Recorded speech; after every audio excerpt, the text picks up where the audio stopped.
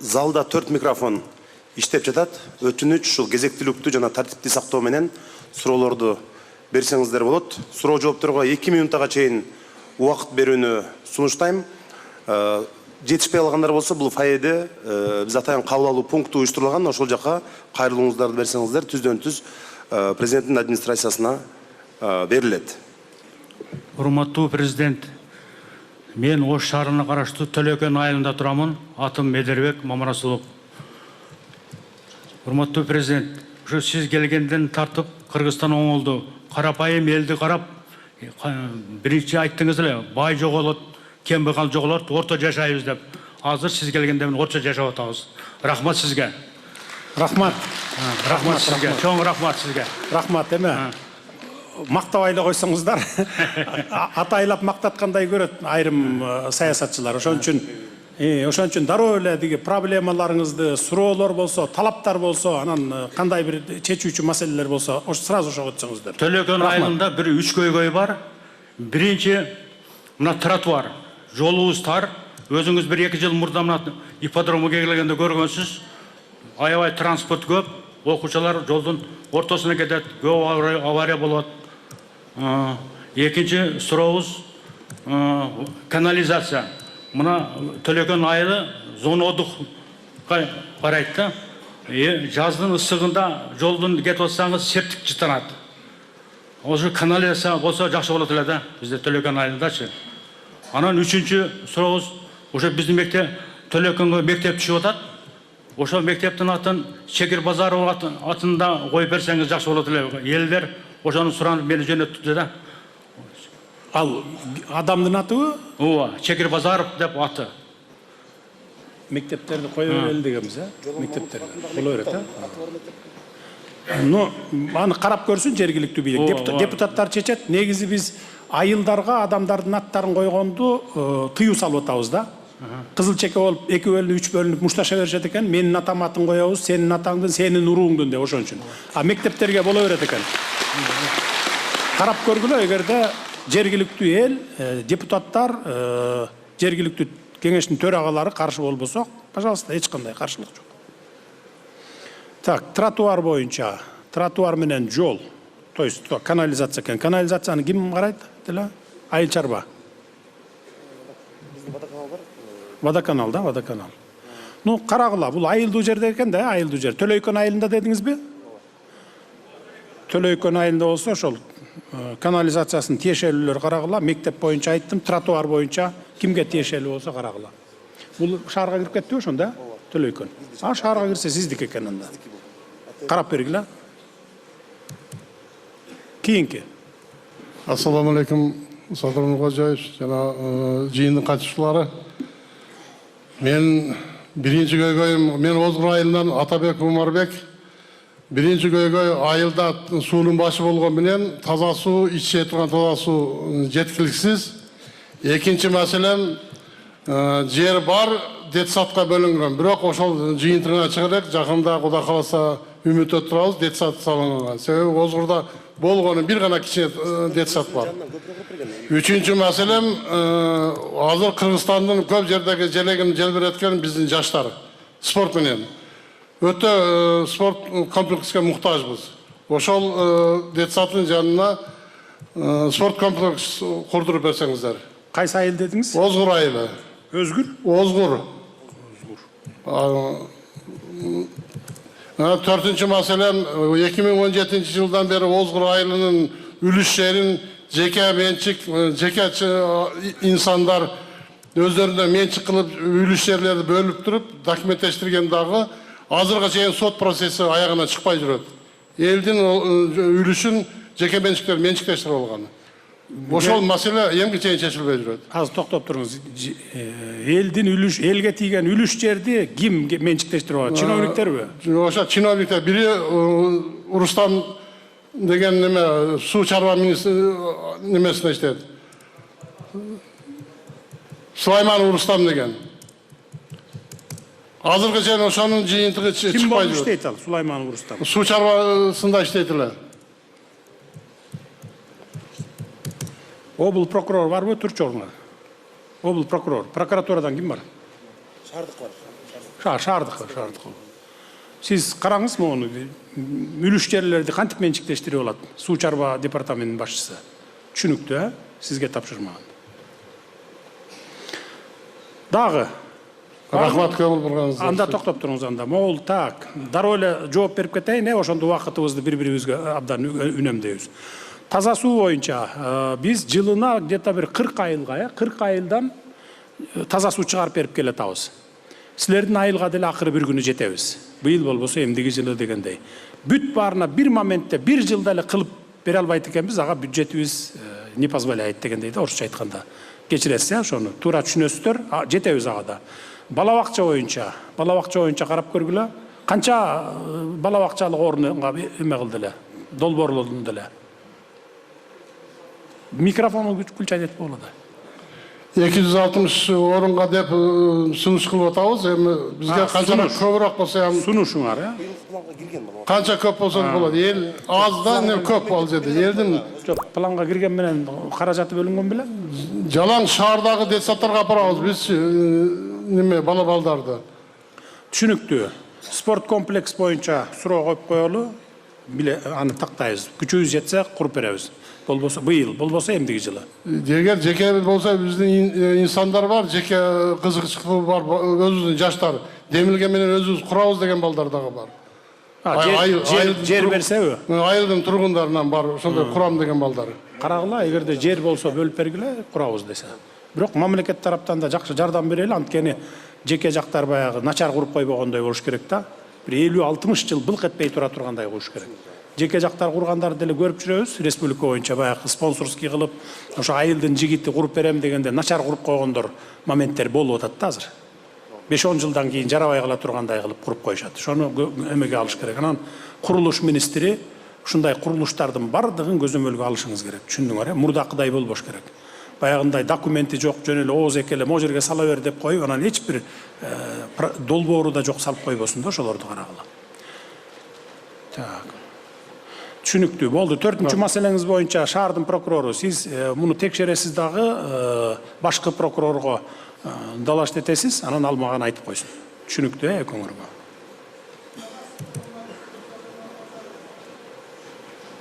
Микрофон бергиле, 4-үнчү микрофон. Саламатсыз, урматтуу Садыр Нуркожоевич. Мен Жапалак айылдык аймактык башкармалыгынын Жапалак айылынанмын. Фамилиям Нуриев, атым Абдыжали. Урматтуу Садыр Нуркожоевич, биздин Жапалак айылдык аймактык башкармалыгы шаарга өткөнүнө 30 жылдын тегерегинде болуп калды. Бирок 15 жыл мурда башталган бизде айылга киргизилген газдаштыруу башталып, көп иштери бүтүп, бирок аягына чейин чыкпай турат. Ушул маселени чечип берсеңиз. Экинчи, Жапалак айылдык аймактык башкармалыгында канализация жок. Мына Төлөйкөн, Озгур баарыбыз бирбиз, урматтуу Садыр Нуркожоевич. Бир Жапалак айыл аймагына карайбыз. Ушул маселеге көңүл буруп койсоңуз. Рахмат сизге. Жакшы, түшүнүктүү. Газдаштыруу маселеси боюнча азыр газдаштыруу системасын карап көрүшүбүз керек. Бул боюнча иштер жүрүп атат, токтогон жок. Канализация боюнча мэрия силер карагыла, эми канализацияны бүт эле Ош шаарына кошулган жана Атайырдын негизиндеги аймактардагы айылдардын бардыгын канализациясын кошушуңар керек. Кеңейтесиңерби, же болбосо Оштун мощности чыдаса Ошко кошкула тегерегин. Болуп чыдабаса анда башка жаңыча канализацияларды куруп, очистной сооруженияларга кошуш керек. Кийинки. Ассаламу алейкум. Кыргыз эли, Ош шаарынын тургундары, урматтуу Садыр Нуркожоевич, биздин президентибиз ушундай мүмкүнчүлүк берип, эл менен түз байланышка чыкканыңызга чоң рахмат. Ыраазыбыз. Сыртта турдук, кире албай, бирок мүмкүнчүлүк болду. Элди ойлоп. Мен сизге биринчи суроом мындай да. Неге кире албай турдуңуз? Киргизбей аттыбыз, эмне? Жазылбай калган экенбиз. Жазуу менен киргизип атасыңарбы? Барбы дагы сыртта турган кире албай? Эми билбейм. Сыртта тургандар барбы дагы кире албай? Же жок? Кудайдан болуп чакырып калышты, кирип калдым. Так, охрана ким? Сыргак. Ярослан Сыргак. Кире албай турабыз дегендердин бардыгын текшерип, баягы металлист кемеңер менен киргизгиле могут. Те артында тегерегинде тура берсин батышынча. Давай, срочно киргизгиле. Рахмат чоң. Эми рахмат Садыр Кожоевич. Анан Эми чындык үчүн бир нерсе айтып коюш керек. Бул жигит 3-4 жолу мэрияга келип, мен өзүм айткам, ушул көйгөйүңөрдү президент келгенде барып айтасыңар деп, тескерисинче көйгөйбаларды биз өзүбүз чакырганбыз. Анын ичинде мен сизди таанып атам, сиз дагы болупсуз. Президент келгенде кирип ачык айтасыңар деп айтканбыз. Эми ошондой жактарын да айтып коюшуңар керек да силер. Туура. Рахмат. Биринчи суроом, урматтуу Садыр Нуркожоевич, мына үлүш жер маселеси да. Бул Аты жөнүңүздү айтыңыз. Атым Уланбек, фамилиям Жалилов, Ош шаарында туулганмын, Ош шаарынын тургунумун. Маселе Ош шаарында, шаардын ортосунда 5 микрорайондун ичинде калып кеткен 79 гектар жер бар. Бул деген шаардын ичиндеги бүт коммуникацияга тиешеси бар жер. Бул жер бүгүнкү күндө талашта турат. Мына шаардыктар билет, Осмонов көчөсүнөн Темирязева көчөсүнө чыккан Ак Тилекке микрорайонуна барган Запныйдан эки беттеги жер. Билесиздер да тургундар. Ушул жерге Темирязева көчөсүнө былтыры мурунку мэрия жетекчилиги тарабынан жол кеңейтүү деп жер алышкан. Жер алганда биз ошол жердин өкүлдөрү, элдери, жеке менчик үлүш жердин ээлери жер бергенбиз. Бирок ошонун бардыгын бизди ыраазы кылбай, мыйзамсыз тартып алып коюшту. Жолду салып коюшту. Ош шаарынын мурунку мэрия жетекчилиги. Ошо 70 гектардын канча жерине жол түшүп калды? Аны ошол өздөрү тиешелүү адистер билет. Ал жерде канча кишинин жери? Сиздики элеби же башка? 1300 адамдан ашык 10 сотиктен тийген 70 гектар жер 1300 адамга 79 гектар.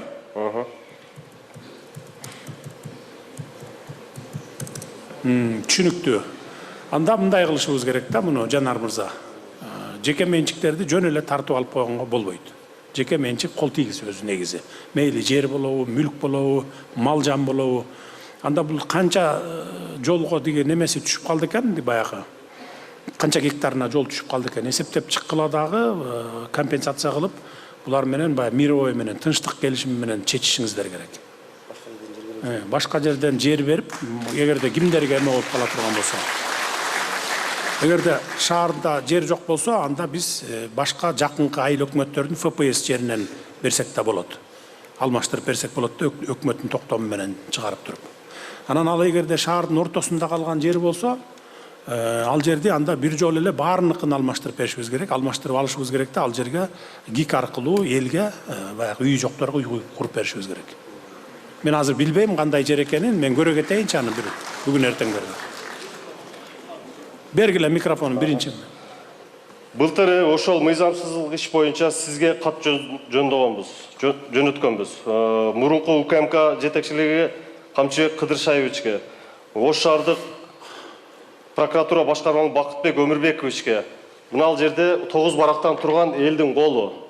Бирөө дагы бир өкүл ошол жерге басып барып, мыйзамсыз салынып аткан жолду контроль кылган жок. Эл менен эсептешкен жок. Чогулуштарда видео фиксация бүт запистерибиз бар. Ошону сизден сураныч. Мыйзам жолунда эл үч ээлерин ыраазы кылып, биз элдер каршы эмеспиз, бере турганча жерди беребиз деп уже бердик, жол салынды. Былтыр сиз Терешкова мектепте ачылышка келгениңизде ошол мыйзамсыз жолдон алып өтүшкөн сизди. Мен өзүм жол тосуп чуркап чыкканга чыгайын деген да бир ойлорум келген эле, бирок ондой кылбадым. Мыйзам менен кетип бара жатабыз мына ушул эл өкүлдөрү. Ошол арыз бүгүнкү күнгө чейин каралбай турат. Сураныч биздин жер үлүш ээлерине суранган компенсациясын берип, жерди берели, биз 20% эмес 50%тен ашык жерди берип атабыз. Ошонун мына жерде мэрия бекиткен трансформацияга постановление чыгарып коюшкан. Ошонун негизинде бизге компенсациясын берип, биз элге да берели, эл ыраазы болсун, жер ыраазы болсун деп сунушка келдим эле сиз. Болду, мен азыр жазып алдым. Бул чогулуштан кийин тиешелүүлөрдү, мэрди баштаган тиешелүү адамдарды, мамлекеттик кызматкерлерди өзүмө чогултам, анан чечебиз муну. Саламатсызбы, Садыр Нуркожоевич. Мен Бакирова Зарина Убайдуллаевна Ош шаардык санапит көзөмөлдөө борборунда вирусологиялык лабораториясынын бөлүм башчысы болуп эмгектенем азырда Наймабен. Мен маселем бул ипотекалык үй боюнча ушул Кыргызстанда пандемия убакта 2020 жылы 17 мартта Кыргызстанда биринчилерден болуп ковид илдетин ПЦР лабораторияда тапкан кыздардын бири мен болом. Ошол мезгилде правоохранительный органдар дагы келип мени кантип таптың, эмне кылып таптың деп өзүнүн баягы функциональный обязанностьтарын аткарган, анын туура түшүнөм, кысымга алып. Бизде Кыргызстанда жок болсо кандай эмне депчи. Мен эми ипотекалык үйдө көп жылдан бери очередте турамын. Мурун билесиздер, первоначальный взносу 30% төлөш керек болуп, ал мезгилде айлык маянабыз жетпей ала албай жүргөнбүз. Андан кийин мына Ош шаардык ипотекалык бөлүмгө электронный очередке турганмын. Андан сырткары ГИКте дагы электронный очередте турамын данный моменттагы. 432 номер болду. Азыр сиз айтып аткан үйгө дагы барсам 500дөн ашык патир бүттү, бирок алга сан илешпейсиң. Бизде 5 направление менен мамлекеттик ипотека берилип жатат деп. Бирөө 4%, 8% кылып бөлгөндө биздин очередибизге 28-29 жылдары гана жетесиң деп бизде ошентип аркага кайра тартып күтүп эле жүрөбүз. Общий стажым 20 жыл. Ошого сиз жылдын башында өзүңүз медицина кызматкерлерине 5000ден ашуун кезексиз ипотекалык патирди беребиз деп демилге көтөрдүңүз эле. Ошонун алкагында очередибизди жылдыртып, ошо азыркы бүтүп аткан үйлөрдөн кезексиз берип коюңузду суранат элек. Эл катары эле төлөп эле алабыз, просто очередибизди жылдырып берсин. Биз эгер очеред күлсөк, вообще 29-30 жылдарга чейин күтүшүбүз керек болуп калат экен. Макул, көңүл бурабыз. Эгерде медицина кызматкери болсоңуз, ошол республика боюнча биз 5000 адамга кезексиз берели дегенбиз, мугалимдерге, анан врачтарга. Ошонун ичине сизди кошуп койгонго аракет кылалы. Жазып алчы Азамат. Ошону жазып алып кошуп койсоң. Садыр Нуркожоевич, мен бир эле көйгөй менен келдим. Аты жөнүңүздү айтыңыз. Токтосунова Замира Эсеновна. Мына Ош шаарына тез жардам борборунда иштейм. Ушу биздин зданиябыз 1932 жылы курулганда өтө эскилиги жетип, азыр мындай шартыбыз жакшы эмес да, немеге иштегенгечи. Ошого сизди ошо зданиябызды жаңы заманбап неме куруп беришиңизге сураналы элек да. Көп жерлерге кайрылдык, иш бизге ушмалга чейин неме болбой атат. Ошону өзүңүздөн сурандым. Эгер мүмкүнчүлүгүңүз болсо, кирип көрүп өтсөңүз өзүңүз көзүңүз менен жакшы болмок. Канча квадрат метр? Так, 50 сотик да бизде. Эмен имараттын өзү канча сотик? Тез жардамдын имараты. Ошол 50 сотик жерде жайгашканбыз. Барбы бул жерде тиешелүүлөр, врачтар, шаардык врач барбы?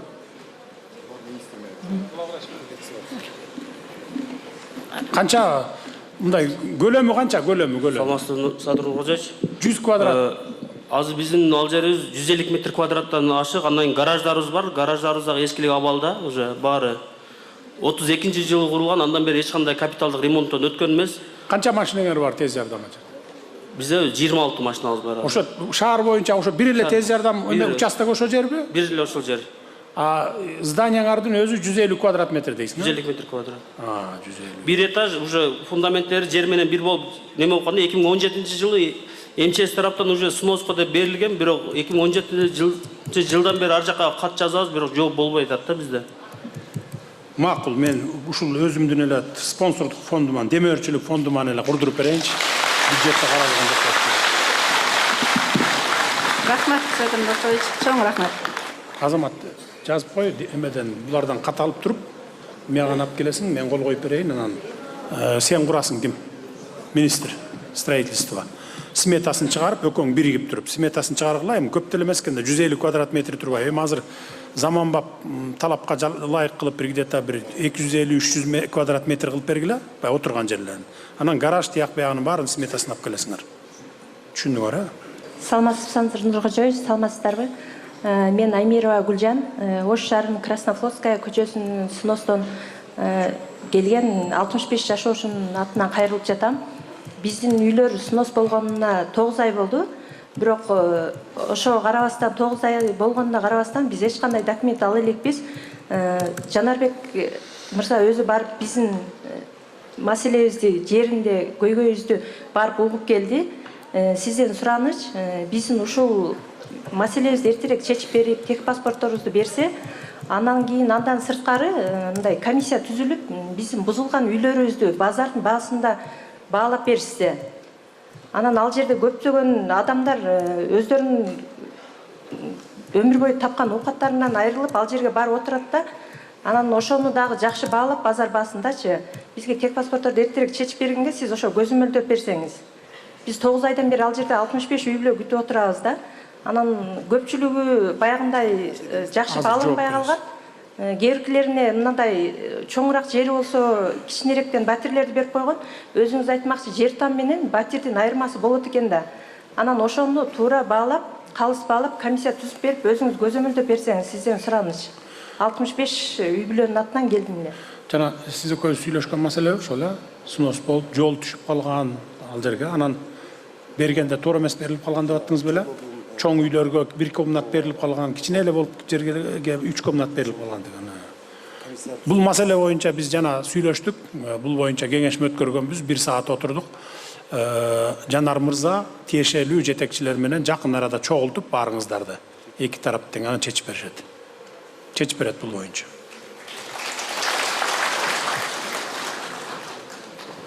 Саламатсызбы, Садыр Нуркожоевич. Ош шаарына кош келиңиз. Ушул менде бир атыңыз? Ош шаарында төлгөм Мухтаров Анвар Арипович. Ким дейсиз атыңыз? Ош шаарында төлгөм Мухтаров Анвар Арипович. Анвар мырза. Анвар мырза. Ош шаарында төлгөм Заднепровский 24 биринчи үйдө турам. Элдерди жөйгөлөр менен келгем. Бекмамат Осмонов боюнча азыркы убакытта снос иштери улантууда. Анан ошол элдер мага көп ошол жакта тургундар мага айтып кетти. Ошону Садыр Нуркожоевичке жеткизип кой, кирсең дедилер. Макул, мен ондо кирип өзүнө жеткизип коем дедим. Комиссия боюнча ал жерде 4-5 үйлөрдө адамдар жашайт, 4-5 үй бүлө 1. Ошолор азыркы убакытта 1 комнатада жашап калышканда, ошондуктан жерби или домбу беришиңерди суранып Азыр токтоп турсаңыз, Бекмамат Осмонов деген ким ал? Бекмамат Осмонов көчөсүнүн көчөсү деңиз. Тургундары дебейсизби? Тургундары боюнча. Анан Кукумби көчөсү боюнча, ошол комиссия боюнча тоже баягы снос болгон. Снос боюнча, ооба, снос болгон, бирок кээркилерге дом берген. Азыркы убакытта ГИКтин жетекчилери келип чыккыла, бул мурунку мэр. Бул боюнча азыр эле айтпадыкпы мына? 1 саат отурдук, 900гө жакын үй бүлө дедиңизби? Жанар мырза, канча 900гө жакын үй бүлө деп аттыңыз беле? Жалпы 745, Баарыңар менен мына жакын арада барын бүтүрөт. Рахмат, Садыр. Анан бир суроом бар эле, сураныч берип койсом. Амур Тимур көчөсүндө мурунку Женишбек Шерматович жарымына асфальт таштап койгон эле да. Анан тургундары ошо барсаң ошону айтып кой. Жанар Акаев до конца улантып коебу асфальтты деп суранды эле урматтуу Садыр Нуркожоевич. Ошо элдердин жөйлөрүн жеткизип коюшум керек сизге. Биз жанакы кеңешмеде отурган кеңешмебизде баарыбыз чогулуп отурган жерде сөз болду. Муну кайталабай эле койсоңуздар, азыр курулуп аткан объектлер 100гө жакын экен. Бардыгы тең мындай сөзмө сөз сүйлөшүп турдас. Болду, сен могу жерге кура бер, мен сага акчаңды берем деп коюптур. А строительдерге эмне ал жерге иш болсо болду. Анан мисалы бир 50 миллион сомго бүтө турган жерди строитель келип туруп, мен муну 100 миллионго салам, ошо проект 100 миллион болот десе, а болду, мен сага 100 миллион берем деп коюп эле кура берген экен да. Эми анын баарын токтотпой эле деп мына мен курулуш министринин атай ээрчитип алдым. Мындан бир 20 күн мурун, 1 ай мурун жибергенмин Ош менен Жалал Абадка. Ушундай курулуштарды текшерип кел десем, бир дагы документи жок. Керек болсо үйлөр трансформация болбогон жерге куруп ийиптир үйлөрдү. 100 гектар жер, 100 гектар жерлерге, ар кайсы жерлерге, шаардын ичи, шаардын сыртыны, бай Атайыр боюнча шаардын территориясына кирген участоктарга да куруп ийиптир. Анан курулушун биз мисалы Бишкекте $700 под ключ кылып куруп атсак, мисалы мектептерди, больницаларды жана башкаларды бүт мебелдери менен куруп атсак, кээ бир жерлерде биякта Ош Жалал Абадта 1400 деп договор түзүп алышыптыр. Келишим. Анан жиберип, мына азыр бүт бар, анын баарын тең кайсыл канча процент бүттү, кайерге келип токтоду, канча акча кетти, ошонун баарын эсептеп, эскисин жылдыргыла дагы, таштагыла дагы, мындан ары улап кет деп туруп, министрге мына өткөрүп алып атабыз анын баарын. токтоп калган зданиянын бардыгы бүтөт. Токтоп калган жолдорду дагы улантабыз. Мектептер дагы эмнелер. Анан жана снос болуп, үйлөрү адилетсиз болуп кеткендерди болсо мына мэр өзү бүтүрөт. А калган стройканы мына Минстрой, жол министри бардыгы улантып бүтүрүшөт. То есть башталган ишти баары бүтүрүшүбүз керек да. А жанагы документи жок кура бергенди мен курулуш министрине тапшырма бердим. Нөлдөн баштап документин жасап, бардыгын анализдеп, текшерип, анан кийин баарын эми баягы калыбына келтирип туруп анан уланткыла деп. Ошон үчүн баягы салынып келатып токтоп калган үйлөр болобу, жолдор болобу же башка токтоп калганы себеби ошондон. Булар документин бүтүрүш керек. Документ эле бери айтканда эле 1 ай, 1,5 айдан бүтөт анын баары. Ошон үчүн эми бул суроо боюнча чыкпай эле коюңуздар да, башка суроо боюнча чыккыла. Бул эки маселе боюнча мына тиешелүү кызматкерлер чечет муну. Чоң рахмат Садыр Нуркожоевич. Анан Жадар Акаев, сизге абдан ыраазычылыгымды билдирем. Анткени Ош шаарына аябай салымыңызды коштасыз. Ош өнүгүп атат. Сизге чоң рахмат. Саламатсызбы, Садыр Нуркожоевич. Мен Жапалак айылынын тургуну Эргеш Манас Камилович. Жашоону начар десек кесир болор. Кудайга шүгүр, жашоо жакшы эле жүрүп атат. Кайсы айылынан дедиң? Жапалак. Жапалак. Ошондой да болсо дагы бир айтып турган нерсе, бизден Жапалак айылынын үстүндө Кеңсай массивинин оң жагында кирпичный заводдун подсобный хозяйствосу бар эле. Азыр кирпичный завод бузулуп, иштебей ордуна үйлөр түшүп атат, а ошону 1-2 адам ээлеп отурат. А Жапалактагы биздин жашоочулар bir үйдө 3-4 баласы менен чегеле албай отурушат. Ушул маселени карап берсеңиз, экинчи маселе туризм боюнча жакшы эле көңүл бөлүп иштер жакшы кетип атат. Бирок биздин мамлекет агрардык өлкө болгондон кийин ушул айыл чарбасына бир реформа жүргүзүп, бардык баягы жеке менчикке бөлүнүп кеткенде 10 сотугу бар, 20 сотугу бар немелер, ушуларды бир кооператив ассоциацияга бириктирип, бир сырткы базарга чыгыш жолундагы bir карап берсеңиз. Рахмат. Ал жана кирпичный завод илгери мамлекеттик болгонбу же? Мамлекеттик болгон илгери. Иштебей калган, анан подсобный хозяйство. Орду бузулуп, азыр ордуна дом түшүп атат. Прокуратура. Тиги немесин дагы эле карап, изилдеп көрүп, далилдеп, кандай жол менен алган, бул мамлекеттин жери болсо эсле. Түшүндүңөр, Анан талашты. Подсобный хозяйствосу эле да. Түшүнүктүү аксакал.